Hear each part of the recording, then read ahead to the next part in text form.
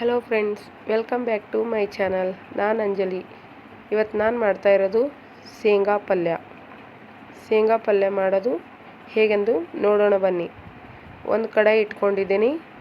ಕಡಾಯಿ ಇಟ್ಕೊಂಡು ಅದರಲ್ಲಿ 4 ಚಮಚ ಎಣ್ಣೆ ಹಾಕೋತಾ ಇದ್ದೀನಿ. ಇವಾಗ ನೋಡಿ, ಎಣ್ಣೆ ಸ್ವಲ್ಪ ಗರಂ ಆದಮೇಲೆ 1 ಸ್ಪೂನ್ ಜೀರಿಗೆ ಹಾಕೋತಾ ಇದ್ದೀನಿ. ಜೀರಿಗೆ ಎಲ್ಲ ಸಿಡಿದ ಮೇಲೆ ಇವಾಗ ನೋಡಿ 4-5 ಬೆಳ್ಳುಳ್ಳಿ ಸುಲ್ಕೊಂಡು ಜಜ್ಜಿಬಿಟ್ಟು ಹಾಕೋತಾ ಇದ್ದೀನಿ. ನೋಡಿ, ಇವಾಗ ಸ್ವಲ್ಪ ಕಲರ್ ಚೇಂಜ್ ಆಗಬೇಕು. ಕಲರ್ ಚೇಂಜ್ ಆದಮೇಲೆ ಒಂದು ಉಳ್ಳಾಗಡ್ಡಿ ಕಟ್ ಮಾಡಿ ಇಟ್ಕೊಂಡಿದ್ದೆ ನಾನು, ಅದನ್ನು ಹಾಕ್ತಾ ಇದ್ದೀನಿ. ಇವಾಗ ನೋಡಿ,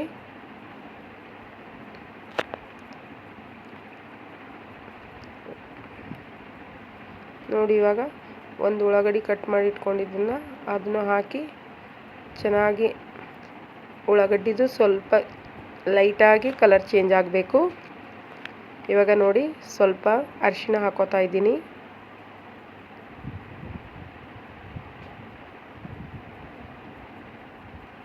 ಇವಾಗ ನೋಡಿ ಫ್ರೆಂಡ್ಸ್, 2 ಚಮಚ ಖಾರ ಹಾಕೋತೀನಿ. ಇವಾಗ ನೋಡಿ, ಇವಾಗ ರುಚಿಗೆ ತಕ್ಕಷ್ಟು ಉಪ್ಪು ಹಾಕೋತಾ ಇದ್ದೀನಿ. ನೋಡಿ,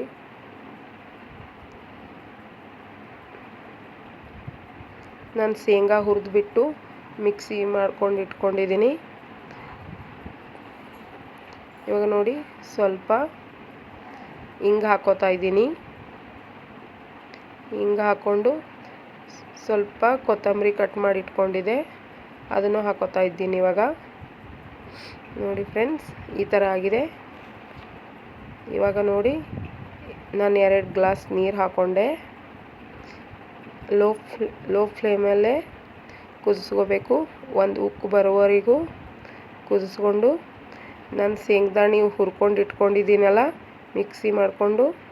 ಮಿಕ್ಸಿಯಲ್ಲಾದರೂ ಮಾಡ್ಕೋಬೋದು, ಕಲ್ಗತ್ನಾಗಾದರೂ ಕುಟ್ಕೊಂಡು ತರಿಯಾಗಿ ಕುಟ್ಕೊಂಡು ಹಾಕಿದ್ರೂ ಚೆನ್ನಾಗಿರುತ್ತೆ.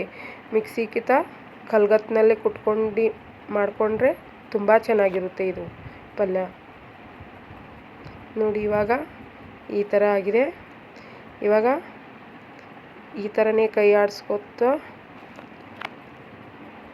6-7 ನಿಮಿಷ ಲೋ ಫ್ಲೇಮಲ್ಲೇ ಚೆನ್ನಾಗಿ ಕುದಿಸ್ಕೋಬೇಕು.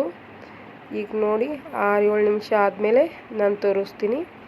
ಈ ಥರ ಆಗಿದೆ ಪಲ್ಯ. ಇವಾಗ ನೋಡಿ, ಈ ಥರ ಆಗಿದೆ. ನೋಡಿ, ಎಣ್ಣೆ ಬಿಡ್ತಾ ಇದೆಯಲ್ಲ, ಸುತ್ತೆಲ್ಲ ಎಣ್ಣೆ ಬಿಡ್ತಾ ಇರುವಾಗ ನೋಡಿ, ಇವಾಗ ಪರ್ಫೆಕ್ಟ್ ಆಗಿದೆ ಪಲ್ಯ. ಇವಾಗ ನೋಡಿ, ಒಂದು ಬೌಲಲ್ಲಿ ಹಾಕಿ ತೋರಿಸ್ತಾ ಇದ್ದೀನಿ ನಿಮಗೆ. ರೊಟ್ಟಿ, ಚಪಾತಿ ಜೊತೆ, ರೈಸ್ ಜೊತೆ, ಯಾವುದ್ರ ಜೊತೆ ಆದರೂ ತಿನ್ಬೋದು. ನಿಮಗೆ ಇಷ್ಟ ಆದರೆ ಲೈಕ್ ಮಾಡಿ, ಶೇರ್ ಮಾಡಿ, ಸಬ್ಸ್ಕ್ರೈಬ್ ಮಾಡಿ. Thank you.